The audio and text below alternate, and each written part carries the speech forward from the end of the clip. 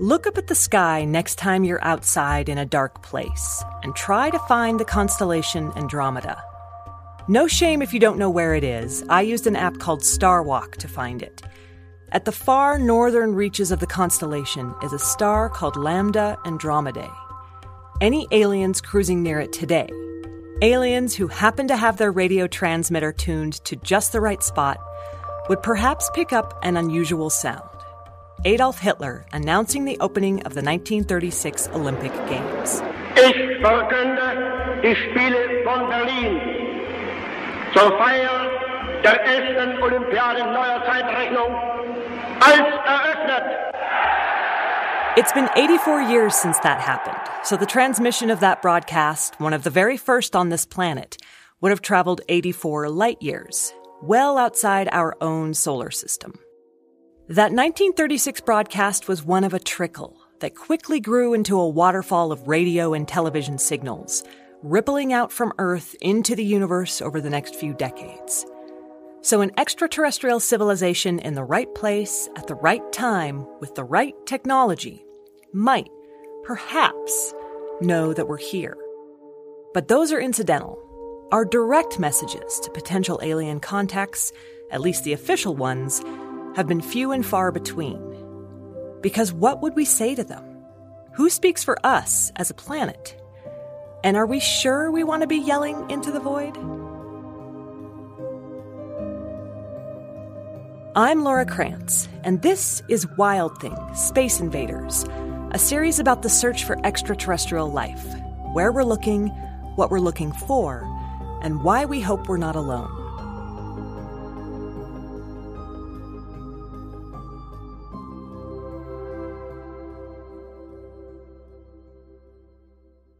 So, to repeat that question, are we sure we want to be yelling into the void? That's been a point of debate for some time now. People within the SETI community realized it was a really polarizing topic, and one of the things that made it provocative is the noted cosmologist Stephen Hawking issuing this warning about whatever you do, don't transmit to the aliens. They may come to Earth and strip mine our planet for its rare resources. That's Doug Vakoch. He's the president of an organization called METI, which stands for Messaging Extraterrestrial Intelligence. Well, for over 50 years, astronomers have been using radio telescopes to search for signals from other civilizations around distant stars, and that's called SETI, the Search for Extraterrestrial Intelligence. METI is the flip side of SETI. So instead of passively listening for signals, we actively transmit powerful, intentional signals to try to evoke a response from other civilizations that may be out there. I heard repeatedly about how Stephen Hawking had warned against doing this because meeting an advanced civilization could be like the Native Americans encountering Columbus. As we all know, that didn't turn out so well. But Doug takes issue with Hawking's opinion, and he isn't the only one. Some of us found that even when other folks in the SETI community, astronomers, engineers, physicists, heard that and disagreed with it, there was really a lot of reluctance of moving ahead with transmissions because, who in their right mind wants to contradict Stephen Hawking? No one. No one wants to contradict Stephen Hawking, which made it harder to get messaging programs off the ground. I mean, there were significant concerns about what impact might this have on funding if you're doing something that is controversial. But Doug thought that staying silent on the sidelines would be a mistake. The best time to send a message was 20 years ago, he says, and the second best time is now. Especially because it would take such a long time to get a response back. I mean, we can delay another 50 years or 500 years or 1,000 years, but that means we also delay being able to test this. Yes, we might say something dumb. And yes, it might get misconstrued. And of course, we're making assumptions about who could receive this message, their level of intelligence. Even if they do have something like a mathematics and a science, there's no guarantee that it will be identical to ours. So I take it that there is something real about atoms and about the structure of the galaxy. But science is not just simply a reflection of reality as it exists, but it's our way of coming up with a representation, coming up with a model of it. We don't know how they might interpret our message or how we'll come across.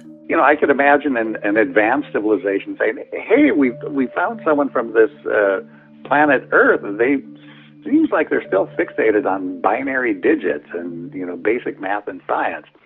So I think it may reflect much more than we think. We hope that we get across the intended part, but it may give them even deeper insights into us as a civilization. But there's no chance of learning anything unless we try, even if those answers don't come for hundreds or thousands of years. I see messaging extraterrestrial intelligence as a logical next step of our evolution. I hope that there are civilizations out there transmitting messages for our benefit. But what if everyone's doing what we are, just listening and not transmitting?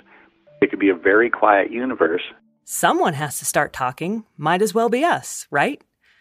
Doug isn't certain that these messages will ever reach anyone.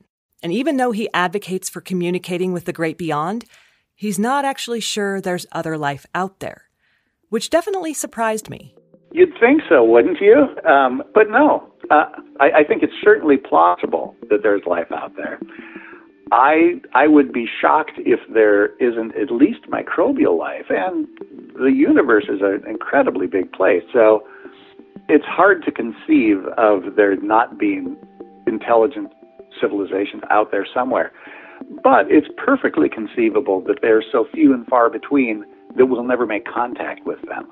I find it disheartening to think about spending your whole career asking a question that you might not ever get answered, or even really believe in. But Doug seems to be at peace with it. And you have to live with the possibility that it's just what you want to find, you can't find because it's not out there. And no one in this generation or any other generation is going to succeed with it. You have to be willing to do that. For anyone who wants a guarantee, don't go into SETI or METI. Keeping all that in mind and keeping their expectations in check, METI has already sent one message back in 2017. And this was in partnership with a music festival in Barcelona called Sonar. So they contacted us, asked us if we would write a mathematical and scientific tutorial to help the extraterrestrials understand music. Essentially, the idea is that music is a universal language. The message went out to an Earth-like planet with the lyrical name of GJ273b, which orbits a star about 12.5 light years away.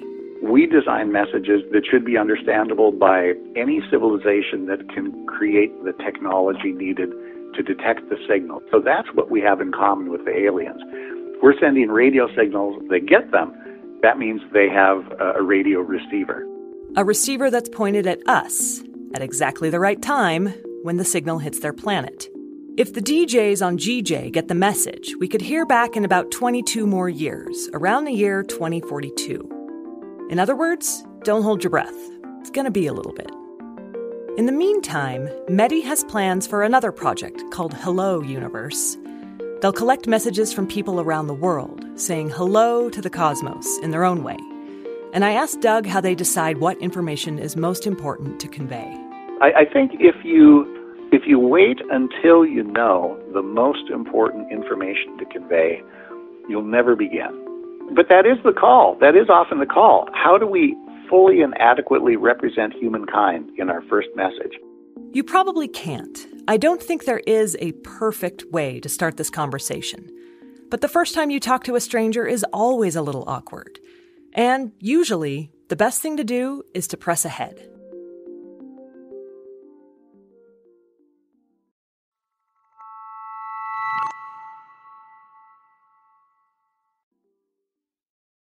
The scientific community has sent very few other deliberate messages. In 1974, using the giant Arecibo radio telescope in Puerto Rico, scientists transmitted a message using binary code, ones and zeros, like the Matrix. It went out to a star cluster known as M13, about 22,000 light years away. So that message, which contained details about how we do science and math, is still rather far away from its destination. A few years after Arecibo, we sent out another message as part of the Voyager program. Back in 1977, scientists launched 2 robotic space probes to do flybys of Jupiter, Saturn, Neptune, and Uranus. Before launch, the famous and much-loved astronomer Carl Sagan had the idea of attaching a golden record to each probe.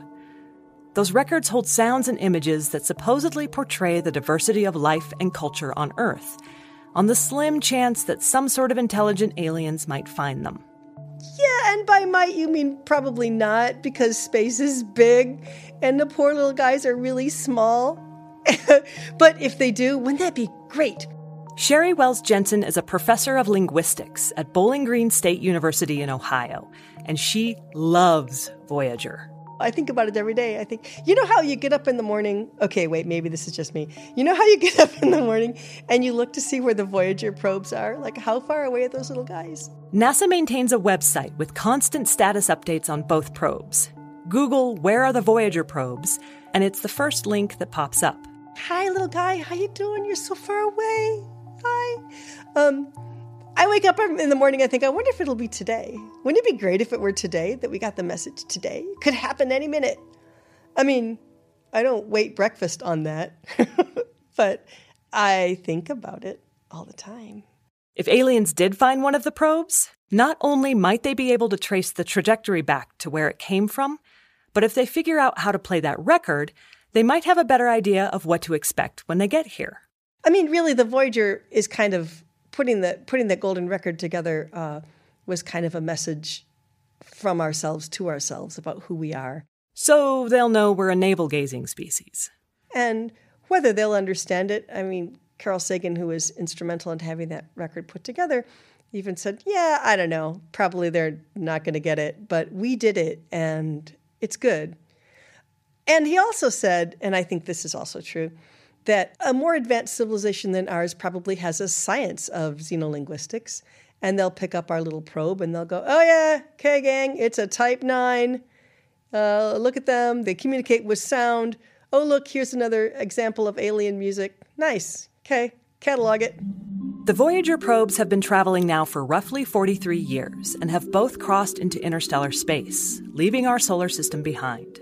As of when I recorded this episode, on June 17th, 2020, Voyager 1 was over 13 billion miles away. Translated to light years, that's just over 20 light hours. The distances just blow my mind. The odds of someone finding this proverbial message in a bottle are ridiculously small, microscopic. So let me stop here for just a moment and say that I know this is particularly speculative and kind of puts the cart before the horse. Because we don't even know if there's life out there in the universe, let alone the kind of life that we might be able to communicate with. But it's still really fun to think about. So, one of the questions is this: is anybody out there? And how are we going to find out? And what are they going to be like? And how do we get ready for them? Sherry Wells Jensen is also involved with METI as a member of its board of directors. And so the question is, shouldn't we say hello? Should we put ourselves out there and say, hey guys, we're Earth, we're here, we're intelligent. Are you there? Hello, hello, hello, is anybody there? We're just kind of standing around at the party going, is anyone going to talk to me? I wonder if anyone's going to talk to me. I feel sad and alone. Is anyone going to talk to me? Without, walking up to the bar and saying, hi, how are you? Besides, as you've already heard, we've made our presence known. Arecibo, Voyager, and all those radio and television broadcasts. It's not like we're not messaging. We're just not doing it intelligently, right? I mean, we send freaking Doritos commercials into outer space. She's not kidding. In June 2008, a British university, the University of Leicester, worked with the Doritos company to transmit a 30-second video clip into space.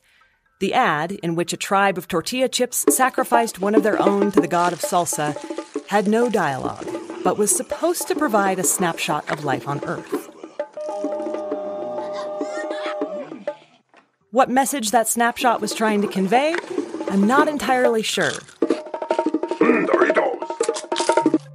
Maybe that the public shouldn't be allowed to decide what we say to extraterrestrials. In any case, the scientists involved directed the signal at a solar system in the Ursa Major constellation, about 42 light-years away, so it's still not there. God knows what the aliens who live there will think when they get it. It's a weird video to begin with, and without context, it might seem kind of disturbing. Could give new meaning to the phrase snack attack. But back to Sherry's point. So as long as there's a bunch of crazy people sending Doritos commercials to other planets, there might as well be a couple people sending smart, friendly things. And that's what I think the idea of METI as an organization is all about. So let's send something smart and kind that hopefully makes a little bit of sense, as opposed to, hey, everybody, Doritos, they're great. This is not to harsh on Doritos. I love Doritos. Cool Ranch followed closely by nacho cheese. I also loved Jumpin' Jack, which was discontinued, and I consider that an enormous error. However, as delicious as they are, I'm not sure Doritos should be our intergalactic representative. They are, however, a perfectly fine snack when you watch movies, like, say, Arrival. Did you guys see it? It came out in 2016, and it's a good film about how you'd even begin to decipher alien jibber-jabber. Quick recap for those who need it. About a dozen alien spacecraft show up at locations around Earth. Scientists and military experts get sent to study them, including a linguistics professor played by Amy Adams. Her role is to figure out the aliens' language and what they're trying to say before war breaks out. It's probably every linguist's dream. It's certainly Sherry's. Ooh, love it. It was 6 kinds of great. She's not waiting for a bunch of orbiting spaceships, just a simple radio signal. But the idea of that stirs her imagination.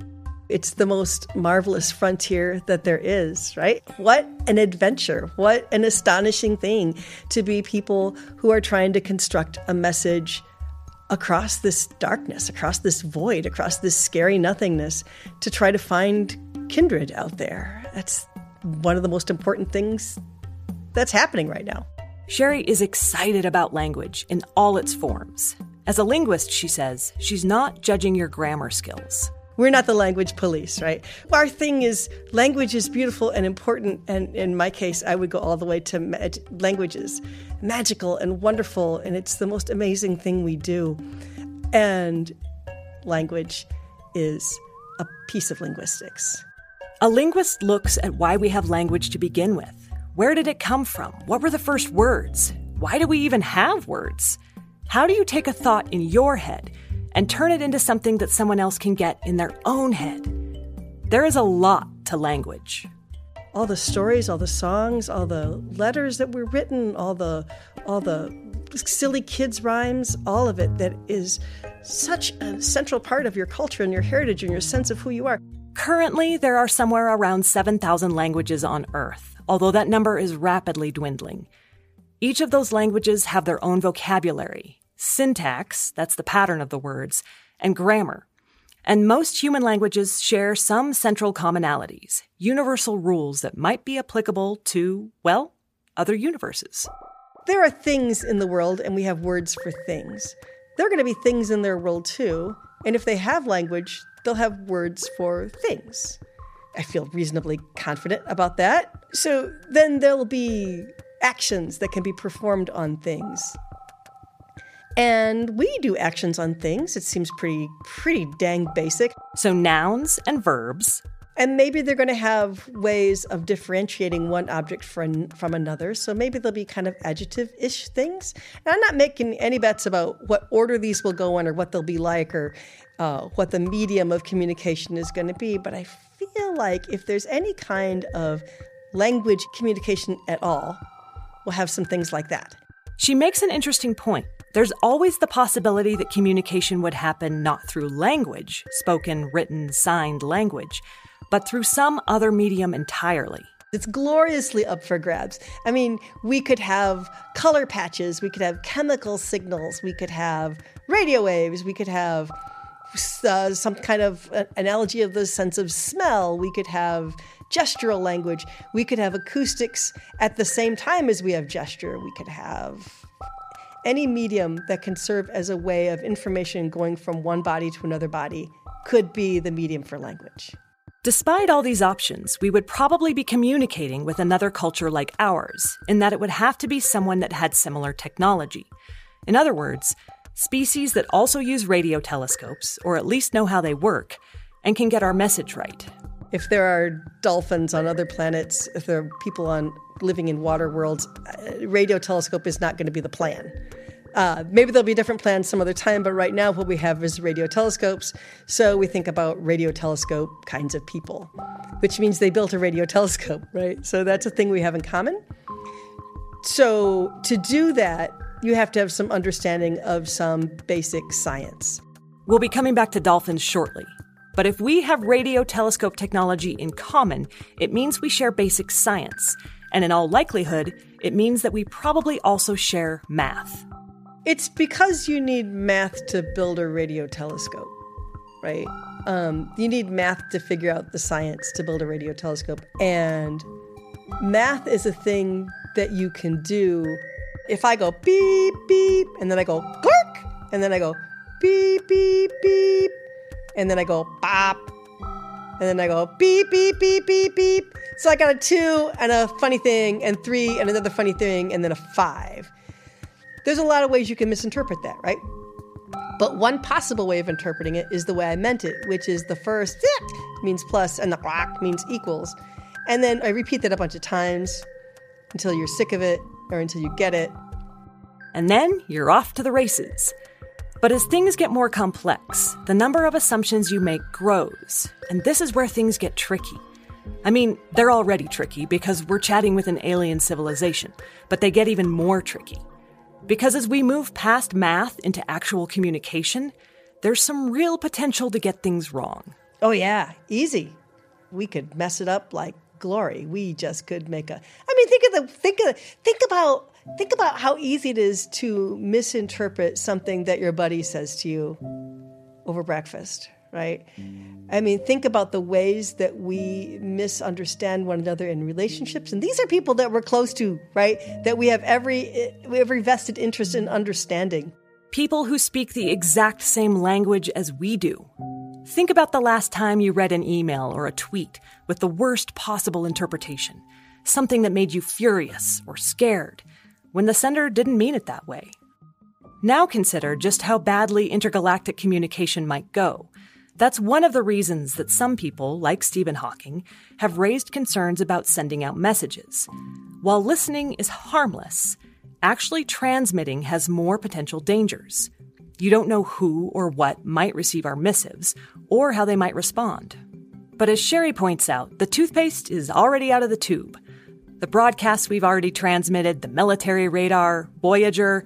Anyone with a powerful enough telescope can go right ahead and blast their message out into the galaxy. Although she's really not that concerned. We are a very young civilization, and we don't honestly know what we're doing, which is good news, actually. If there are civilizations out there for us to contact, they will almost certainly be older than ours. So A, they probably know we're here anyway, or at least they're finding out now.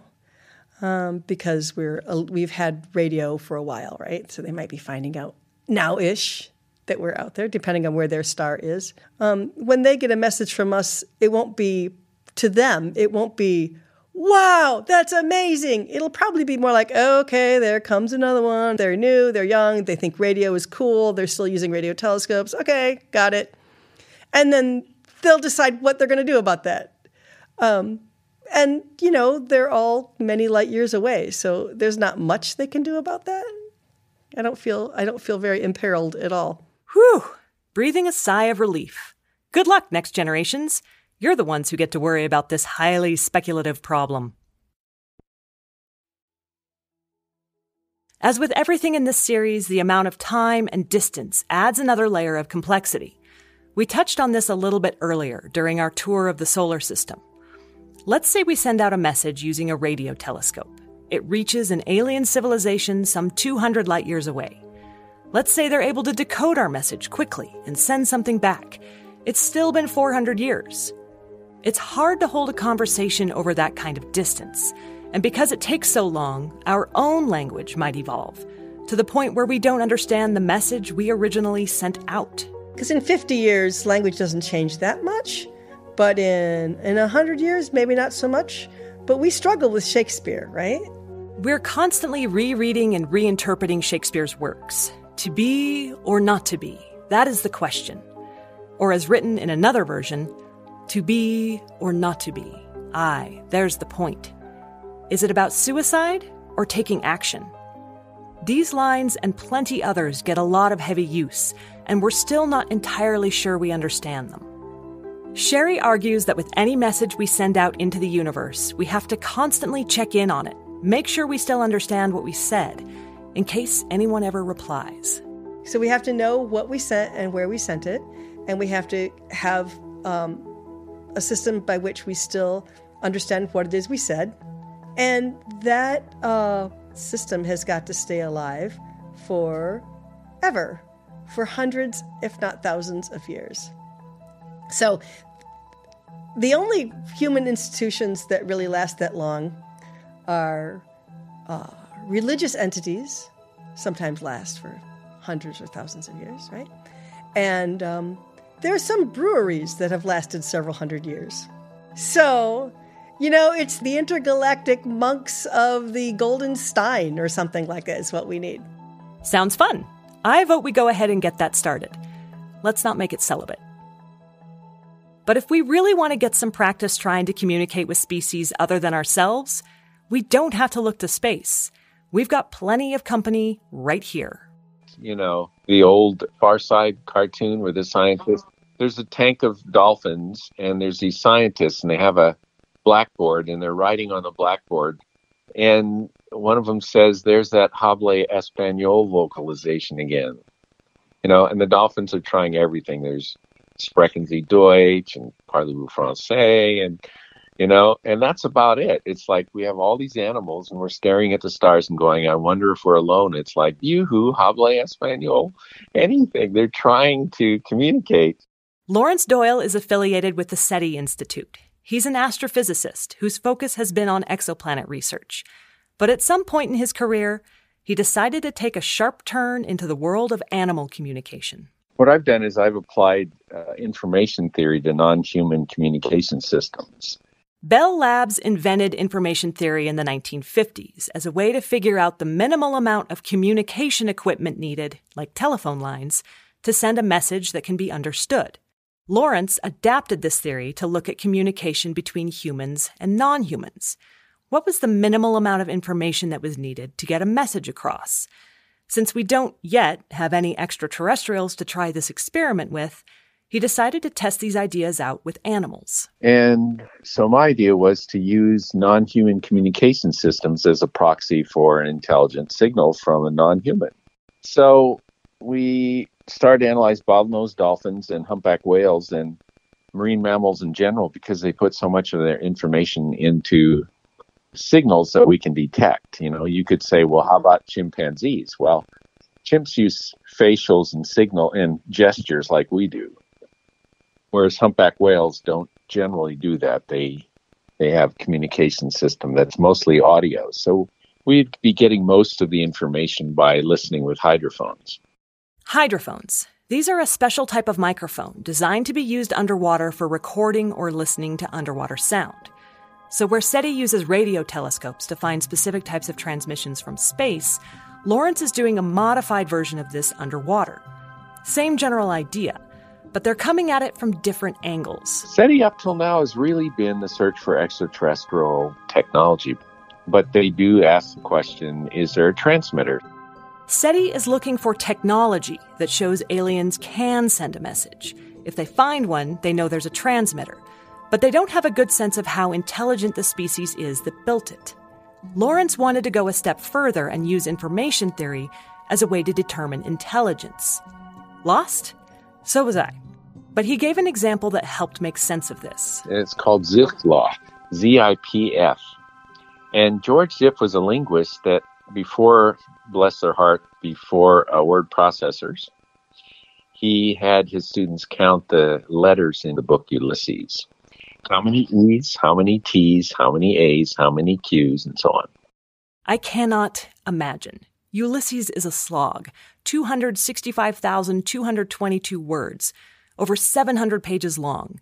Counting the letters, I would rather chew glass. Also, did they have to double-check their work?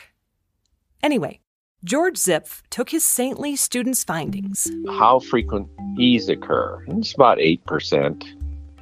And then how often do T's occur? And that's about 6.5%. And on down to Q's, which occurred about 0.1% of the time. What he found is that the second most common letter occurred approximately half as often as the first most common. The third most common occurred 1/3 as often as the first, and so on down the line.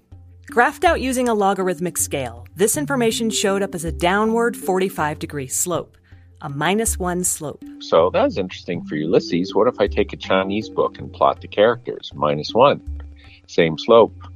What if I do a Russian conversation with Russian phonemes? -1. So he plotted dozens and dozens of languages and got this -1 slope. An apology to all those students of the humanities. I'm sorry to report that even language boils down to math. You cannot get away from it.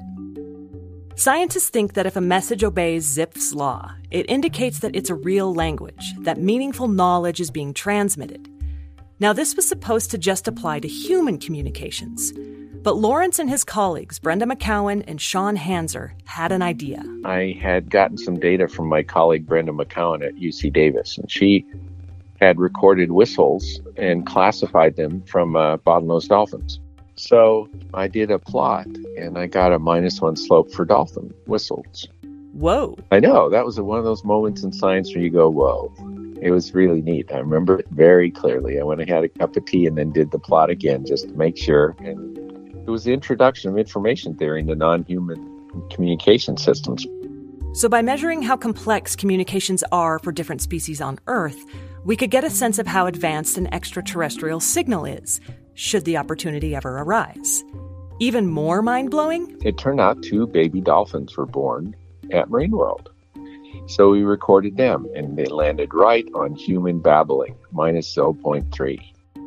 Earlier tests had found that when the babbling of human babies was plotted, it had a downward slope of 0.3. The baby dolphins were the same. So, little guys were babbling their whistles until they got to be about 20 months.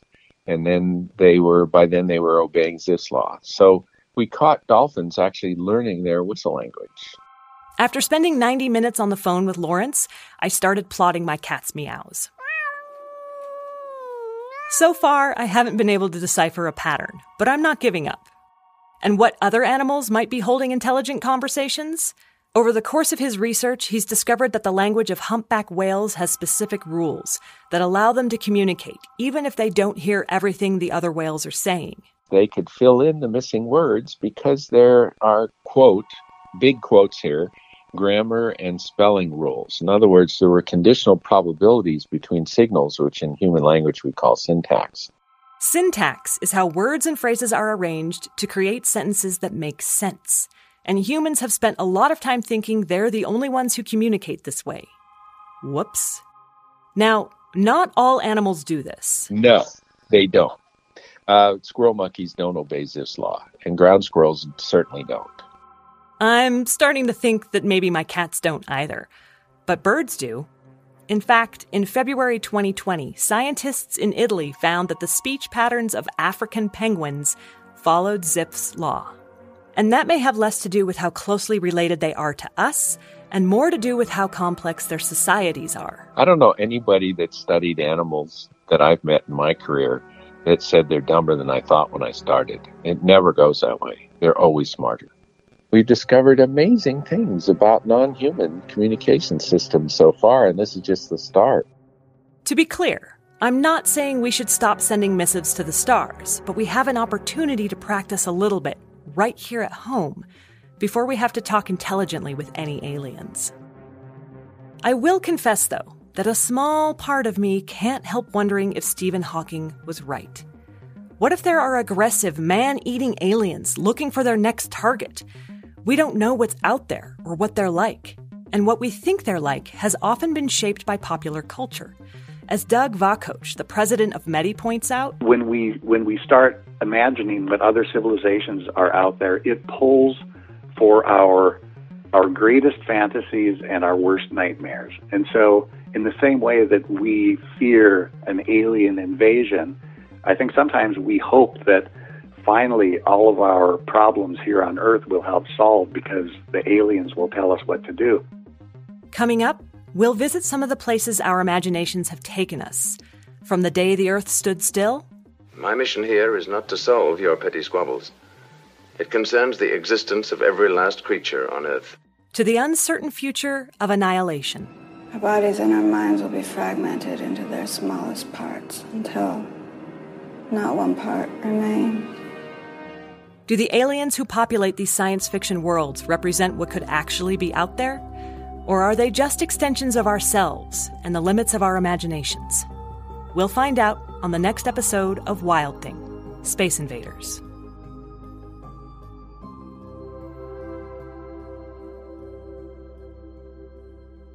If you're enjoying Wild Thing, please subscribe and leave us a review on Apple Podcasts, Spotify, Stitcher, or wherever you listen to good stories. And definitely tell your friends, because all of this really helps get the word out about the show and makes another season possible. You can find @WildThingPod on social media, Twitter, Facebook, Instagram, and check out the website, wildthingpodcast.com. That's Wild Thing Podcast, all one word, for more information about the show. And, of course, for some cool stickers. This podcast is a production of Foxtopus Inc. Our executive producer is Scott Carney, editing is by Alicia Lipinski, and the score and sound mixing come from Louis Weeks. I'm your host and creator, Laura Krantz.